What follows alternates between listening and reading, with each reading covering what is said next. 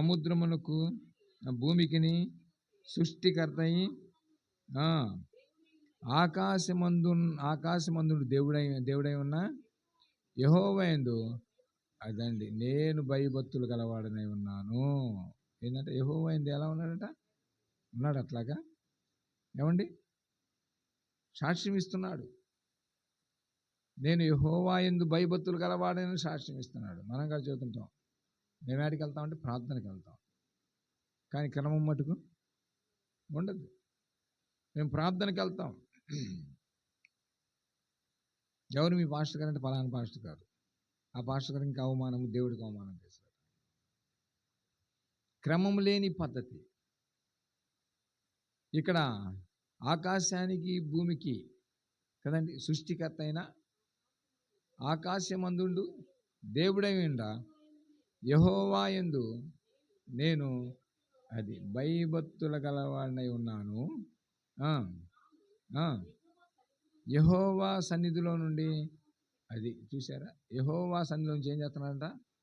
పారిపోతున్నాడు. దేవుడు పారిపోతున్నట్లు అతడు ఆ మనుషులకు తెలియజేసి ఉండిన గనక వారు ఆ సంగతి తెలుసుకొని మరింత భయపడాలి. నువ్వు చేసిన పని ఏంటి? చూసారా, ఎవరి నుంచి అంట?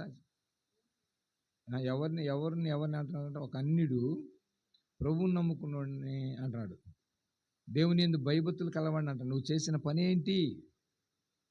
నువ్వు చేసిన పని ఏంటి? ఈరోజు మనన్నగా అడుగుతారు అన్యులు, మీరు చేసే పని ఏంటయ్యా? ప్రార్థనకి వెళ్తారుగా? మీ మాటలేందయ్యా? మీరు ప్రార్థనకి వెళ్తారుగా? మీరు లేకపోతే అబద్ధాలు ఆడతారు ఏందయ్యా? మీరు ప్రార్థనకి వెళ్తారుగా? మీరు ప్రార్థన సన్నిధిలో కనపడరుగా? మీరు చేసే పని ఏంటయ్యా అంటారు. ఎవరంటారు? అన్యులు మనతో మాట్లాడుతుంటారు. దేవుడే అన్యుల చేత మనల్ని మాట్లాడిస్తాడు. అవ్వతో అన్నాడు. ఏమన్నాడు? 3వ అధ్యాయంలో చూస్తే, వాళ్ళిద్దరు పండు తిన్నాక ఆదాముని పిలిచినప్పుడు, నువ్వు దిగంబరమని చెప్పిన వాడెవడు? నేను తినవద్దన్న పండును నువ్వు తిన్నావంటే నువ్వు నాకు కట్టబెట్టావుగా అంటాడు. ఏం చెప్పండి? నువ్వు నాకు కట్టబెట్టావుగా అంటే ఆ మాట లేదులే. అక్కడ ఏముందంటే చదువమ్మా కదా, ఏముంది? నువ్వేంటి 3వ అధ్యాయం చదువు, 9వ వచనం చదవండి. దేవుడైన యెహోవా ఆదాముని పిలిచి, నువ్వెక్కడున్నావా? నేను అందుకతడు, నేను తోటలో నీ స్వరం వినినప్పుడు దిగంబరిగా ఉన్నాను, ఉంటిని గనక భయపడి దాక్కుంటున్నాను. అందుకైన నువ్వు దిగంబరమని నీకు తెలిపిన వాడెవడు? నువ్వు తినకూడదని నేను తినకూడదని నీకు ఆజ్ఞాపించిన తింటివా అని అడిగాను. అందుకు ఆదాము, నాతో ఉండుటకు అదండి నాతో ఉండుటకు నీవు నాకు ఇచ్చిన ఈ స్త్రీయే ఆ వృక్ష ఫలములు తీసుకొని వచ్చి నాకే నేను తింటినే. చూసారా, నువ్వు నాకు ఇచ్చావే, ఆ స్త్రీ చేసింది కొంప తిప్పలు నాకు అంటున్నాడు. నువ్వు ఆ స్త్రీని ఇకపోతే నేను ఇట్లా ఉండేవాడిని కాదుగా, నీతో కలిసి ఉండేవాడినిగా, నీ సన్నిధిలో ఉండేవాడినిగా.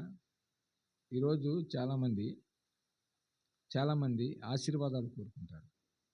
ఏం కోరుకుంటారు చెప్పండి? ఆశీర్వాదాలు. ప్రభా, ఒక గేదెని ఇస్తేయా, చక్కగా పాలు అమ్ముకొని నీ సంధికి వస్తానయ్యా అంటారు. ఏమంటారండి? గేదెని. ఇంకా గేదె వచ్చిన కానించి ఏంటి?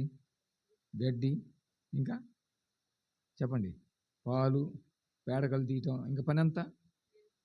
మరి ప్రార్థన ఎప్పుడు? అన్నావుగా మాట, అన్నావుగా. గేదెని ఏదైనా దేవుని సన్నిధిని మటుకు మర్చిపోకూడదు. నీకు ఏది ఇచ్చినా సరే దేవుని నువ్వు మర్చిపోకూడదు. దేవుడిని నిన్ను పరీక్షిస్తాడు. నీకు ఇచ్చిన దాన్ని కాదు, పరీక్షిస్తాడు. ఏమో నేను ఇచ్చాను కదా, ఈయనకు నేను ఇచ్చాను కదా, వీళ్ళు ఎంత మాత్రము నా సంధికి వస్తారని పరీక్షిస్తాడు దేవుని బిడ్డలారా. మనం ఏమిటం? ఏడ కుదురుతుందండి, పొద్దున్నెల్లా పనికి వెళ్ళి వచ్చాను, సాయంత్రం వచ్చేటప్పటికి ఒళ్ళు నొప్పులు వస్తున్నాయి, కాసేపు కూర్చునేటప్పటికి నిద్ర వస్తుంది.